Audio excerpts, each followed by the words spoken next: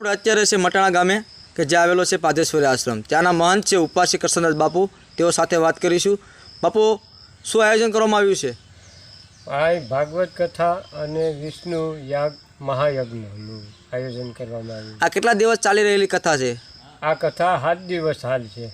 સાથે સાથે યજ્ઞનું પણ આયોજન કરેલ છે. હા, સાથે યજ્ઞનું પણ આયોજન કરેલ છે. આપ ઉપવાસી છો, કેટલા વર્ષથી ખાતા નથી કે અન્ન નથી લેતા? 2011થી તારીખ 8/3/2011થી મેં ત્યાગ કરેલ છે. કોઈ વસ્તુ નથી લેતો. કેવળ ચા પાણી લઉં, સાંજ ને સવાર 2 ટાઈમ.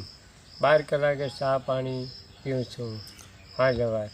વર્ષમાં કેટલીક સપ્તાહો તમે રાખો છો? વરમાં કંઈ નક્કી નહીં, 7-8 જ પર થઈ જાય. 8 કથા પર થઈ જાય, 2 કથા પર થઈ જાય અને મીનાદીની પર કથા થાય. આમાં કોઈ બહુ નક્કી નહીં. આયોજન ભગવાનની દયા થાય, દલપત બાપાની, તો કથાઓ થઈ જાય.